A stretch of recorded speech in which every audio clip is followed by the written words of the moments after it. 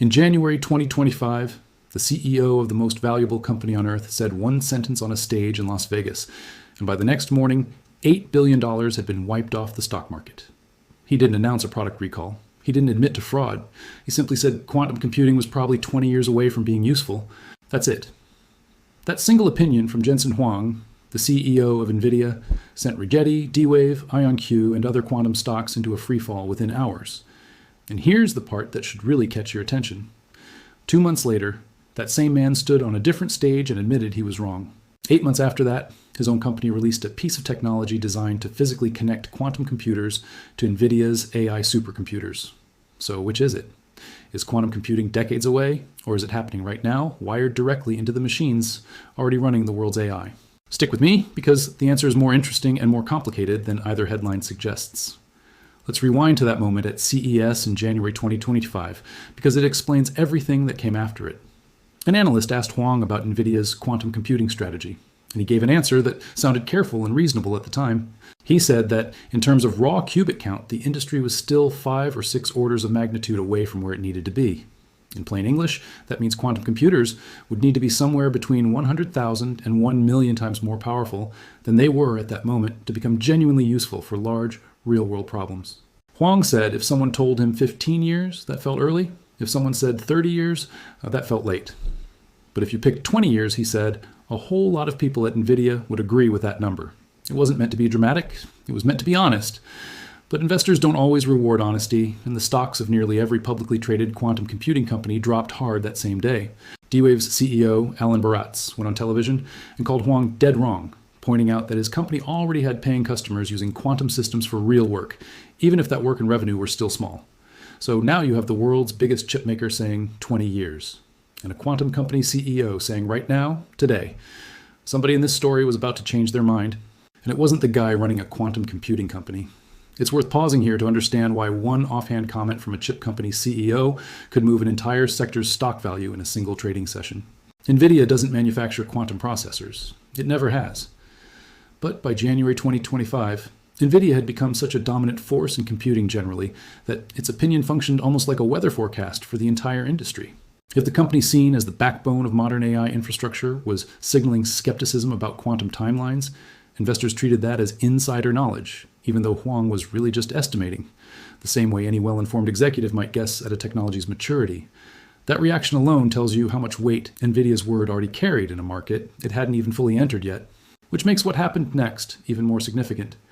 Because it means when NVIDIA later decided to build real infrastructure for this field, the market had every reason to pay close attention. 2 months after tanking the sector with a single sentence, Jensen Huang stood on stage again, this time at NVIDIA's own GTC developer conference, at an event the company had actually branded Quantum Day.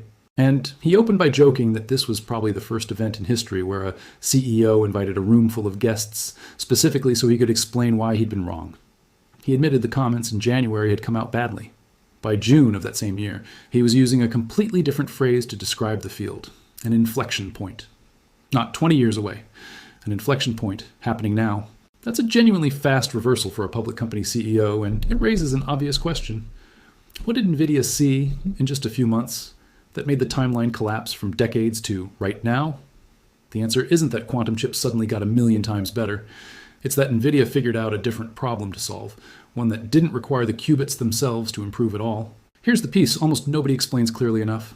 So let's use an analogy. Imagine a quantum computer as an incredibly gifted but extremely fragile scientist.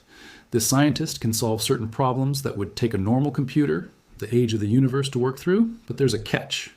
This scientist can only think clearly for a few millionths of a second before their thoughts start to scramble from the slightest vibration, temperature change, or stray bit of electromagnetic noise. In technical terms, this is called decoherence, and it's the single biggest obstacle in quantum computing. To keep this fragile genius useful, you need something watching over their shoulder constantly, correcting tiny errors in real time faster than the errors can pile up and ruin the whole calculation. That correcting system is called quantum error correction, and it has to run at almost impossibly high speed. To put the speed problem in perspective, the corrections often need to happen on a timescale measured in millionths of a second, faster than a camera flash, faster than you could possibly notice, repeated continuously for the entire duration of a calculation. A normal internet connection or standard computer link introduces far too much delay for this job. By the time an error signal traveled from a quantum chip to a distant server and a correction came back, the fragile quantum state would already be gone. And this is exactly the gap NVIDIA decided to fill. Not by building a better quantum chip, by building the ultra-fast classical computer that watches over the fragile genius and keeps it stable, sitting close enough and fast enough to catch the mistake before it spreads. That system is called NVQLink, and it might be the real reason Huang's tone changed so quickly. NVQLink was formally announced on October 28, 2025, at NVIDIA's GTC conference in Washington, D.C. And it's worth understanding exactly what it is, because it's not a quantum computer, and NVIDIA didn't build one. NVQLink is an open interconnect, essentially a universal translator and high-speed data bridge that lets a quantum processor talk directly to an NVIDIA GPU supercomputer with almost no delay. Think of it like the difference between shouting instructions to someone across a noisy stadium versus handing them a note directly. Before NVQLink, connecting a quantum processor to classical computing hardware for real-time error correction was slow, custom-built for each individual quantum system, and often too laggy to keep up with how fast qubits decohere. NVQLink is designed to run on microsecond timescales, fast enough to catch and correct errors in a qubit before that fragile signal collapses into noise. Jensen Huang described it in a company statement as the Rosetta Stone connecting quantum and classical supercomputers, uniting them into a single coherent system. That's a bold sentence, and normally that kind of language should make you skeptical. But here's why this particular claim has some real weight behind it. NVIDIA didn't build this alone, and it didn't build it quietly. The list of organizations that showed up to support NVQLink at launch is genuinely large for something this new. 17 different quantum hardware companies signed on, including well-known names like IonQ, Quantinuum, Rigetti, Pascal, Quera, IQM, Atom Computing, and Oxford Quantum Circuits, alongside smaller specialized players like Alice and BOP, Dirac, Quandela, and Silicon Quantum Computing. 5 companies that build the control system's quantum computers depend on also joined, including Quantum Machines, Keysight Technologies, and Zurich Instruments. And on the research side, 9U. Hess National Laboratories contributed to the architecture, including Los Alamos, Oak Ridge, Sandia, Lawrence Berkeley, Fermilab, Brookhaven, Pacific Northwest, and MIT Lincoln Laboratory. The U.S. Secretary of Energy at the time, Chris Wright, even gave a public statement about it, saying that maintaining America's leadership in high-performance computing requires building the bridge to this next era of accelerated quantum supercomputing. That's a government official, on the record, tying a private company's product directly to national scientific competitiveness, which tells you this isn't just a chip story anymore. Quantum computing has become tangled up with questions of national security and technological leadership, because the same systems capable of simulating new materials and chemistry are also, eventually, the same class of machines that could someday threaten current encryption standards. That's not the kind of guest list you assemble around a project that's mostly marketing. But before you assume this is a done deal for the entire industry, there's a detail in that partner list you need to hear, because it changes the picture significantly. Here's what almost every headline about NVQLink left out. Look closely at who did not sign on. IBM didn't join. Neither did Google, Microsoft, or Amazon, 4 of the biggest names in quantum computing research, along with 3 of the largest cloud computing companies on the planet. PsiQuantum, one of the most well-funded photonic quantum computing startups in the world, is also missing from the list. Now, there are reasonable explanations for some of this.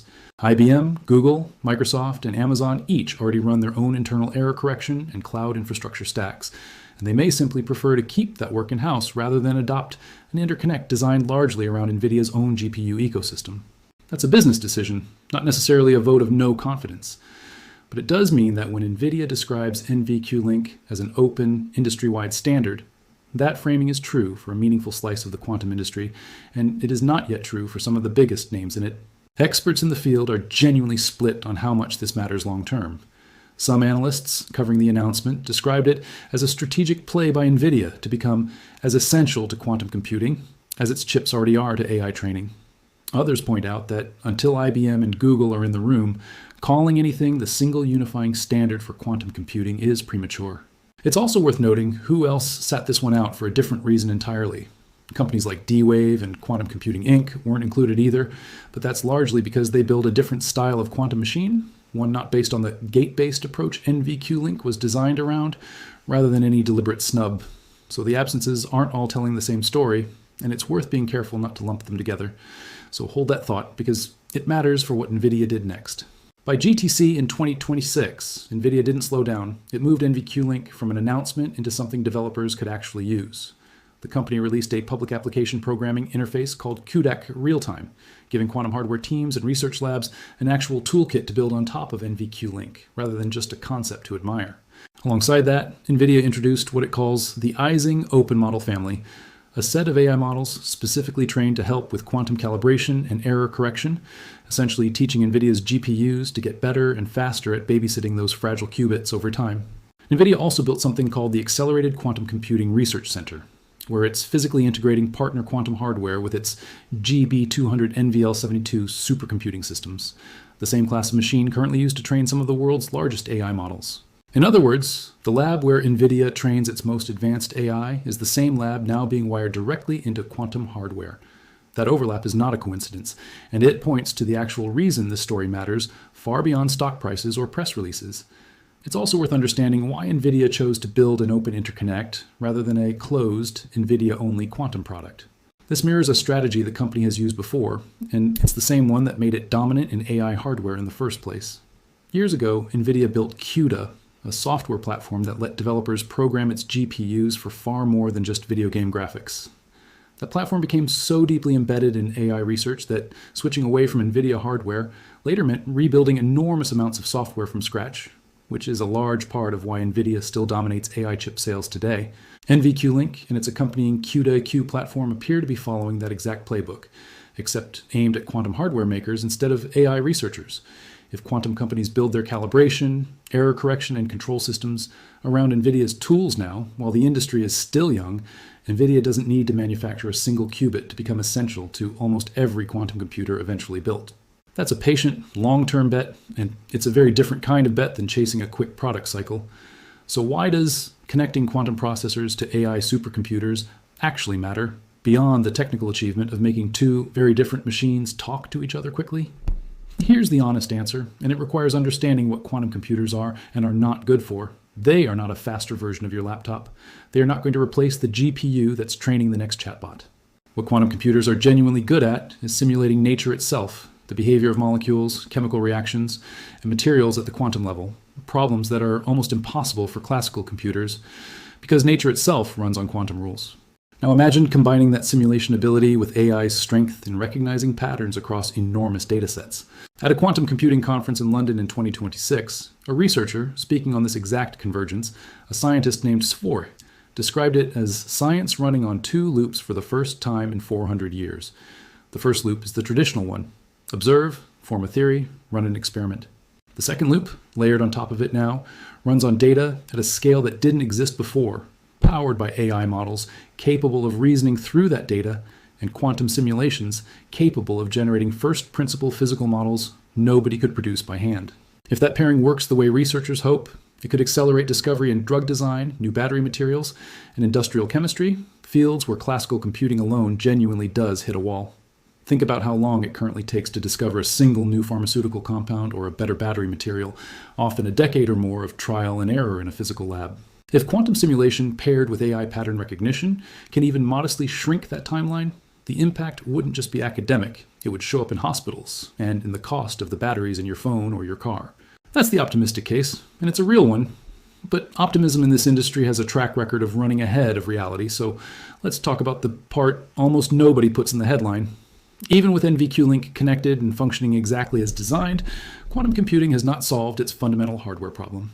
The number of stable, error-corrected qubits available today is still tiny compared to what's needed for the breakthrough applications people talk about: drug discovery at scale, breaking modern encryption, or optimizing entire global supply chains in real time. NVQLink makes the communication between quantum and classical hardware dramatically faster and more reliable.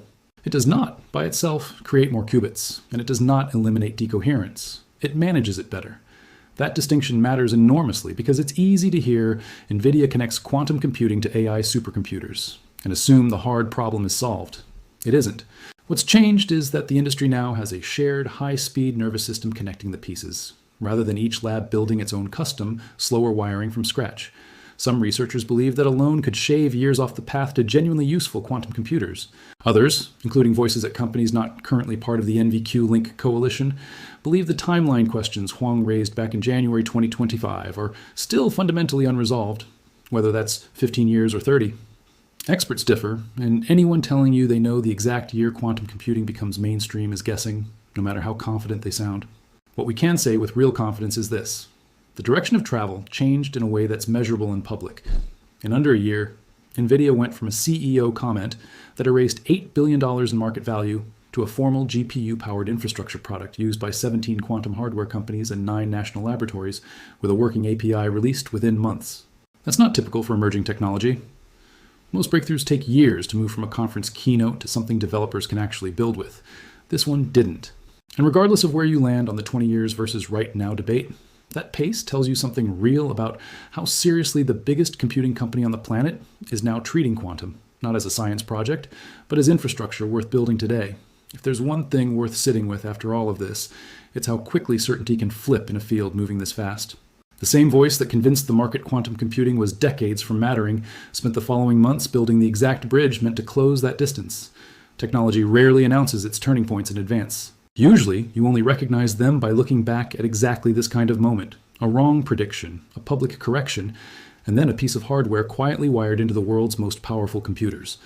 Whether NVQLink turns out to be the foundation of the next computing era, or just one useful piece of a much longer puzzle, it's already changed how seriously this conversation is being taken in rooms that matter, from national laboratories to the U.S. Department of Energy. If you want to keep following where this goes, as the next updates come out of NVIDIA's labs, consider subscribing, because this story is nowhere near finished.